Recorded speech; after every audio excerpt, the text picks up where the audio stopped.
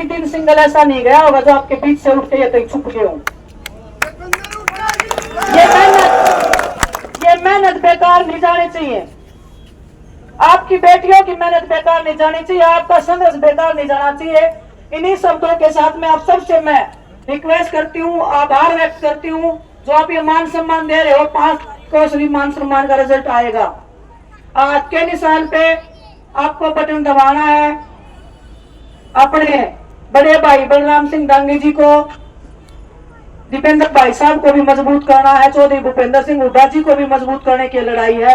आप सबका तहे दिल से धन्यवाद। जो मान सम्मान दे रहे हो कोताही हो रहे, मैं खिलाड़ी हूँ। मैं इतना कहना चाहूँ, मेरे बहन भाई जो है जब वो किधर हार के आवा हर एक नंबर तक किधर कोई टेस्ट में रह जावा है ना, एक बात जरूर बोल दिया उन्हें कि कोई बात नहीं बेटा, अगली बार देख लेंगे। ये 2 समझ आना वो तारीफ की जिंदगी बना रहे हैं, हिम्मत बढ़ा रहे हैं। मैं ओलंपिक में आई हूँ भाई साहब, उस दिन फोन करके न परेशान हो रहे थे, रोड भी लाग रहे थे, मेरी तो बात नहीं हो पाई। 100 मीटर बात कर रहे थे तो जो तकलीफ जो लोग अपने मुसीबत के टाइम पर, जब बुरे टाइम पर साथ खड़े हुए ना, यह तारे बालका की ताकत है। यह ताकत आप सबने बढ़ना है। आप सबका बहुत बहुत धन्यवाद, बहुत बहुत आभार। 5 तारीख के बाद में खुशी बनाऊंगा, उससे पहले खुशी नहीं बनानी है। तारी चोरी का लिए धोखा हो लिया है, हमने पहले गोल्ड मेडल मान लिया था। हार से पहले हार जीत से पहले जीत नहीं माननी है।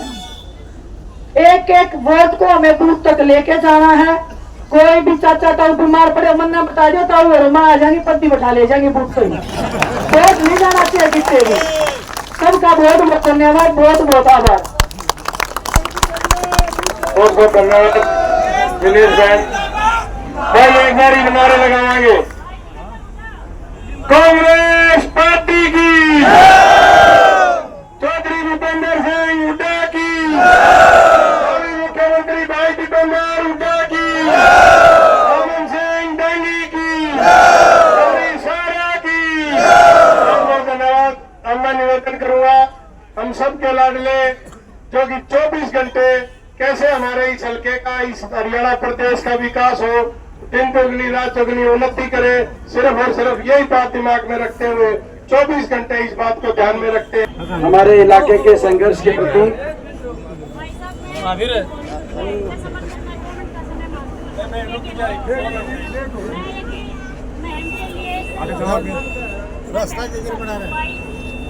यहाँ से और हो गया तो आ जाओ। ये भी ना बोल रहे, रुक जा बे,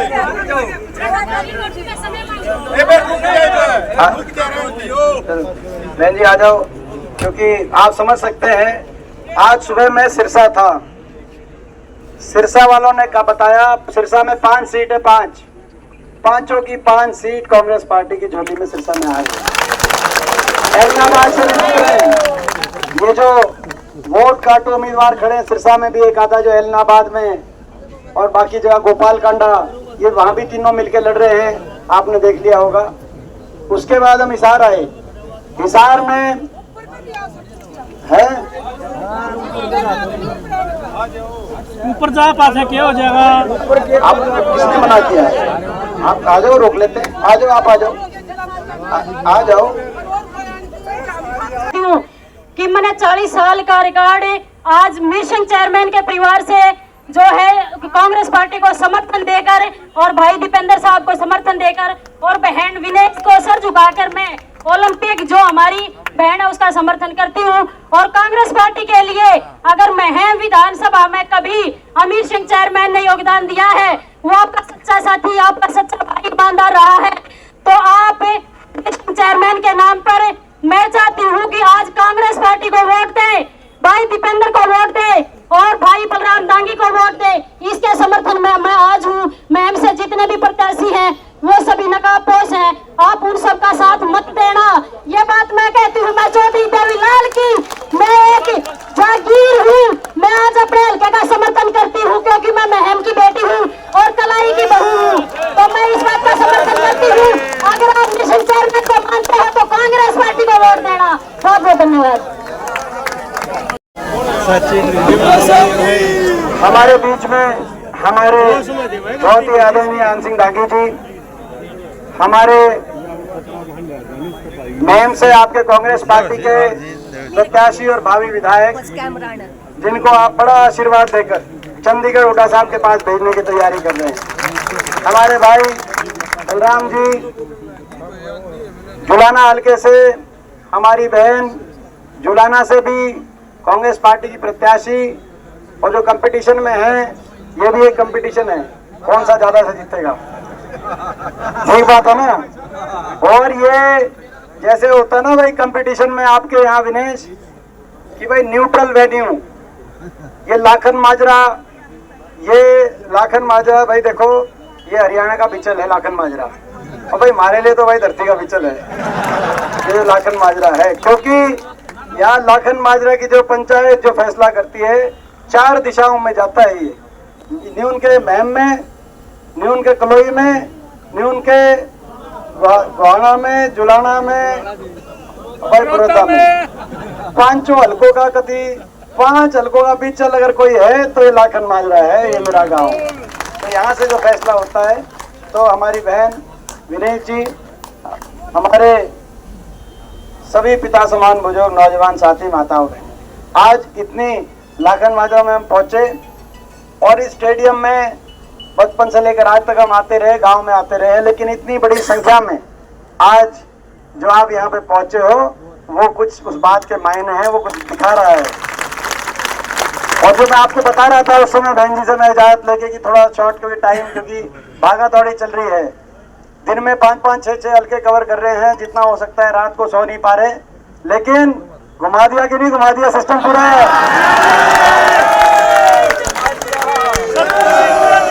और ये जो कह रहे थे भाई जो बलराम बता रहे थे कि 10 दिन हो गए, 10 दिन मेहनत करो, मैं बधाई देता हूँ, 10 दिन के बाद चंडीगढ़ चलने की तैयारी करो, आपकी सरकार आ रही है। हरियाणा प्रदेश के कोने कोने से, हरियाणा प्रदेश के कोने कोने से एक आवाज आ रही है, बीजेपी की ये सरकार जा रही है, और हुड्डा साहब के नेतृत्व में कांग्रेस पार्टी की सरकार आ रही है। और आपकी जो लहर लोकसभा चुनाव में जो चली लहर, हरियाणा में 5-5 सांसद आए, बीजेपी से ज्यादा मत प्रतिशत कांग्रेस को मिला, बीजेपी से ज्यादा विधानसभा सीटों पे कांग्रेस को बढ़त मिली। वो जो लहर विधानसभा चुनाव तक पहुंचते पहुंचते लोकसभा में जो लहर चली थी, वो अब एक सुनामी में परिवर्तित हो चुकी है। हर आप चारों तरफ नजर उठा के देखोगे तो आपको पता चलेगा, बड़े बड़े किले ध्वस्त हो रहे हैं। एलनाबाद में जाके देखो, वहां कांग्रेस पार्टी जीत रही है। आदमपुर से मैं आया हूं आज सुबह, आदमपुर से मैं चुनौती देता हूं, आदमपुर में भी कांग्रेस पार्टी जीत रही है, चंद्र प्रकाश जी वहां से जीत रहे हैं। और अब हम बैठा जाएंगे, बैठेंगे तो स्वयं जाएंगे। चारों तरफ कांग्रेस पार्टी का पूरे प्रदेश में माहौल बना। क्यों? क्योंकि बीजेपी ने कितना नुकसान किया इस प्रदेश का 10 साल में। जनता को जनता ही नहीं समझा, हरियाणा को हरियाणा ही नहीं समझा। जो हरियाणा विकास, खुशहाली, तरक्की का प्रदेश हमारा था, जो हरियाणा देश में आपसी भाईचारे, प्रेम और विकास का प्रतीक था, 10 साल की बीजेपी सरकार के बाद वो हरियाणा देश में नंबर 1 बन गया। बेरोजगारी में देश में नंबर 1 बन गया। आज हरियाणा नशे में देश में नंबर 1 बन गया हरियाणा। आज अपराध में, क्राइम रेट में दिल्ली के 3 तरफ बसा हरियाणा। और केंद्र सरकार को संसद में जवाब देना पड़ रहा है। जब हम पूछते हैं कि संसद में, जो इस सेशन में हमने सवाल पूछा कि 28 प्रदेशों में सबसे ज्यादा बेरोजगारी कहाँ है, तो केंद्र सरकार ने रिपोर्ट कार्ड जारी किया हरियाणा प्रदेश की बीजेपी सरकार का कि सबसे ज्यादा बेरोजगारी हरियाणा प्रदेश में है। इससे ज्यादा दुख की क्या बात हो सकती है। हर आदमी को नजरअंदाज करने वाली है बीजेपी की 10 साल की सरकार। गरीबों की सारी स्कीम्स को बंद करने वाली है सरकार। बाबा साहब भीमराव अंबेडकर जी के संविधान को हरियाणा में संविधान की हत्या करने वाली है सरकार। 750 किसानों की जान की कुर्बानी लेने वाली सरकार। अगर इतिहास में कभी कोई आंदोलन 1 साल तक चला और 750 किसानों को जान की कुर्बानी देनी पड़ी, तो इस सरकार के समय ऐसा भी समय हमने देखा। ऐसी सरकार जिसने किसी को नहीं बख्शा। छोटे छोटे बच्चों को स्कूलों के आगे धरने देने पड़े। 500 स्कूल इस सरकार के अंदर 500 धरने चले। हमारे सरपंच बड़े, जब चुनाव आपने हुआ, सरपंचों को जिताया, बहुत गौरव से और बड़ी आत्मविश्वास से बड़े सिंगर के चंडीगढ़ गए थे सरपंच अपनी बात मांगने। और उन सरपंचों का बीज आपने देखा, सरपंचों पे भी लाठियां बरसाने वाली है सरकार। कर्मचारी ओल्ड पेंशन स्कीम के लिए गए थे, उन पर लाठियां बरसाने वाली है सरकार। आदमी को आदमी समझने नहीं वाली है सरकार। उलझा दिया हरियाणा के नागरिकों को, उलझा दिया आम आदमी को, उलझा दिया। कहीं पोर्टल में उलझा दिया, ऐसे ऐसे पोर्टल ले आए, कहीं आईडीओ में उलझा दिया, फैमिली आईडी में उलझा दिया, प्रॉपर्टी आईडी में उलझा दिया। उलझा दिया कि नहीं उलझा दिया नौजवान? और हरियाणा के नौजवान को उलझा दिया, हरियाणा के नौजवान को उलझा दिया कच्ची नौकरियों में। सीटी में 30 पेपर लीक हुए, कोई भर्ती नहीं हुई 5 साल तक। नौजवानों को केवल मिली ये ज्वाइनिंग के लिए नौजवान, ये जो नौजवान है ज्वाइनिंग की मांग कर रहे हैं कि कांग्रेस सरकार बनते ही। अभी कुछ दिन पहले तक ये बीजेपी की रैलियों में जा रहे थे, इनको भी समझ में आ गया कि हमारी सरकार आ रही है। और ये इन नौजवानों को केवल तारीख मिली, ज्वाइनिंग नहीं मिली 5 साल से। कहा कि पहले खट्टर साहब ने कहा 60,000 नौकरी लगाएंगे, फिर खट्टर साहब बदल गए। फिर नायब सिंह जी ने कहा लोकसभा से पहले 60,000 ज्वाइनिंग करा देंगे, फिर लोकसभा चुनाव आ गया, बोला चुनाव। फिर बोला जी विधानसभा से पहले कर देंगे, फिर विधानसभा चुनाव आ गया। फिर अब विधानसभा चुनाव भी जब आ गया तो कहा विधानसभा के बाद बीजेपी की सरकार बनेगी। नौजवानों को 5 साल तक नौकरी नहीं मिली पक्की। कुछ ग्रुप सीओडी की तो कोई मिली नहीं, अगर कुछ क्लास 1 क्लास 2 की आई उसमें भी हरियाणा से ज्यादा हरियाणा के बाहर के बच्चे लगे। नौजवानों को तो इस सरकार में मिला तो केवल एक काम मिला, जो सनी देओल की एक पिक्चर आई थी, सनी देओल की पिक्चर। और कांग्रेस की सरकार बनेगी। नौजवानों सुनो, मेरे भाइयों सुनो, मेरी बहनों सुनो, नौजवानों कांग्रेस की सरकार बनेगी। मेरिट पर समयबद्ध रूप से जॉब कैलेंडर लागू करके 2 लाख खाली पड़े सरकारी पदों को भरने का काम, अपने नौजवानों को रोजगार दिलवाने का काम करेंगे। और आपको मिलेगा ज्वाइनिंग पे ज्वाइनिंग, ज्वाइनिंग पे ज्वाइनिंग, ज्वाइनिंग पे। ये हरियाणा को आगे लेके जाने की लड़ाई है, ये हरियाणा के नौजवान के भविष्य को बचाने की लड़ाई है। ऐसी आप लोगों से कितनी घृणा इस सरकार के दिल में होगी आप लोगों के प्रति, इसका अंदाजा इस बात से लगाया जा सकता है। 750 किसानों घर उजड़ गए, लेकिन आज तक बीजेपी के किसी नेता ने सहानुभूति के 2 शब्द नहीं कहे। ये कह सकते थे कि इनकी मांग ठुकराते हैं, लेकिन जिसका कोई भाई चला गया, बेटा चला गया, किसी घरवाला चला गया, कम से कम हमें दुख है। एक तो बीजेपी का कोई लीडर कह सकता था। कितने आपके प्रति राजधर्म कहता है कि हर नागरिक के प्रति दिल में कुछ दया का भाव हो, कुछ सहानुभूति हो, लेश मात्र हो, लेकिन एक ऐसा राजधर्म। हमारी बेटियां, क्या कसूर था विनेश का, क्या कसूर था साक्षी मलिक का, क्या कसूर था? हमारी बेटियां ओलंपिक विजेता, हमारी ओलंपियन, हमारी 6 बेटियां 6 महीने तक दिल्ली की सड़कों पे पड़ी रही, 6 महीने तक। और दिल्ली के 3 तरफ होने का गौरव करने वाला हरियाणा, हम जाकर अपनी बेटियों को न्याय तक नहीं दिला पाए, FIR तक नहीं दर्ज करा पाए। वो दिल्ली पुलिस, जिस दिल्ली पुलिस में ज्यादातर अधिकारी सिपाही हरियाणा के, हम जाते थे बताते थे कि ऊपर से आदेश है कि FIR नहीं करनी इन लड़कियों की, क्योंकि आरोपी बीजेपी के सांसद थे, उत्तर प्रदेश से सांसद थे। राजधर्म में नागरिक में भेदभाव नहीं किया जा सकता, और लड़कियों की मान सम्मान और इज्जत के लिए तो बिल्कुल नहीं किया जा सकता। ये वो देश है जिस देश में बहन बेटी की इज्जत को भी अपनी इज्जत मान के देश चलता है।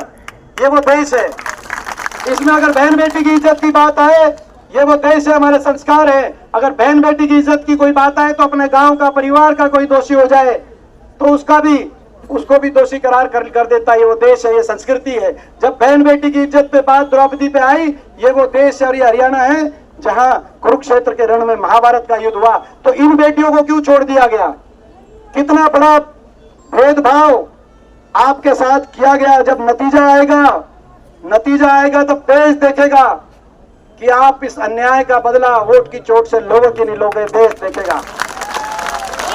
आज पूरे देश में जब नतीजा आएगा तो तमिलनाडु से लेकर और कश्मीर तक लोग देखेंगे कि ये वो हरियाणा, जिस हरियाणा के किसानों को इस सरकार ने बलि चढ़ाया, वो हरियाणा जिस हरियाणा की बेटियों को का अपमान करके इस सरकार ने एक उदाहरण बनाया, वो हरियाणा जब फैसले की घड़ी आई तो जिन्होंने उनके अन्याय किया, अन्याय करने वालों के साथ देता है हरियाणा, या न्याय की लड़ाई लड़ने वालों का साथ देता है हरियाणा, पूरा देश देखेगा। और भाई आज आपके बीच में निश्चित तौर से कांग्रेस सरकार आ रही है, इसमें कोई दो राय नहीं।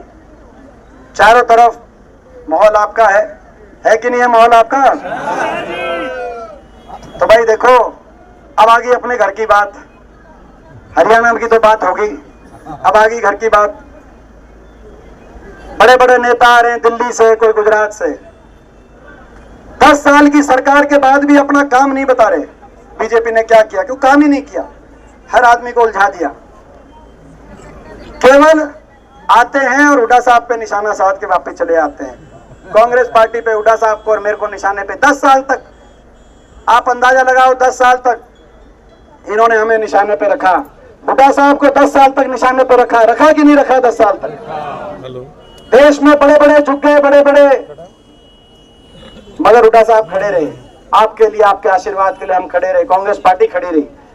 और आज भी आ रहे हैं 10 साल के बाद, अपना काम नहीं बता रहे। केंद्रीय गृह मंत्री आए थे, प्रधानमंत्री जी आए थे, सारे दिल्ली के, गुजरात से बड़े बड़े लीडर आए थे। अपना 10 साल का लेखा जोखा नहीं बताते, केवल हुड्डा साहब पे निशाना साध के। तो जब मैं आपसे पूछना चाहता हूं, जब फैसले की घड़ी आए तो अपने घर की तरफ, पूरा देश हरियाणा की तरफ देख रहा है और ये हमारे घर की तरफ देख रहे हैं। ये जो गुजरात से जो लोग आ रहे हैं भाई, इनके आगे हमारे घर में हमारी कड़ बनना टिकन दिए भाई। मैं आपको कहना, हमारी जब ये रिपोर्ट आए कि महम की सीट किसके खाते में जाएगी, जब ये मैच से बात आए तो महम की सीट किसके खाते में जाएगी, तो डंके की चोट पे उस दिन 8 तारीख को फ्लैश होना चाहिए। वो फ्लैश दिल्ली और गुजरात तक पहुंचना चाहिए कि महम की सीट भूपेंद्र हुड्डा के, भूपेंद्र सिंह हुड्डा के और भाई बलराम के पक्ष में गई है। तो फ्लैश होना चाहिए, ये फ्लैश होना चाहिए, ये फ्लैश होना चाहिए। और जो मैं दूसरी बात आपको बता गया था, पहले बता गया था कि नहीं बता गया था, पूरे हरियाणा में एक साजिश हो रही है आपके साथ। पूरे हरियाणा में साजिश से बच के रहना। बीजेपी मान चुकी है कि बीजेपी हार रही है, लेकिन साजिश की जा रही है। पूरे हरियाणा में वोट काटू उम्मीदवार उतारने का काम बीजेपी ने किया है। वोट काटू उम्मीदवार, समझ गए कि नहीं समझ गए कौन वोट काटू उम्मीदवार है? वोट काटू उम्मीदवार आपके बीच में आएंगे और आ चुके हैं। जो जनादेश है, जनभावना है बीजेपी के खिलाफ, उस जनभावना में सेंध लगाने के लिए कोई जेजेपी, जैसे पिछली बार दुष्यंत चौटाला के आगे थे, कोई जेजेपी का, भाई ठीक बात है, बोलिया पार्टियों में भी कर दो, तो भाई कोई जेजेपी का ओढ़ा पहन के आएगा, कोई इनेलो का ओढ़ा पहन के आएगा, कोई निर्दलीय का ओढ़ा पहन के आएगा और कोई जनसेवक का ओढ़ा पहन के आएगा। वोट काटू आपको, इन वोट काटू उम्मीदवारों का एक ही मकसद है कि कैसे इस बीजेपी को दोबारा से चंडीगढ़ के सिंहासन पे बिठाओ, कैसे बीजेपी को वापस पहुंचाओ। बहुत बड़ी साजिश हो रही है आपके साथ। कोई महम में हो सकती है, कोई बड़ौदा में हो सकती है, कोई किसी हल्के में हो सकती है। मैं पूछना चाहता हूं, ऐसे साजिश करने वालों के साथ जो बीजेपी की बी टीम, सी टीम, डी टीम और फिसड्डी टीम, बीजेपी की बी, सी टीम और फिसड्डी टीम, तो भाई ऐसी फिसड्डी टीमों का तो साथ नहीं दोगे।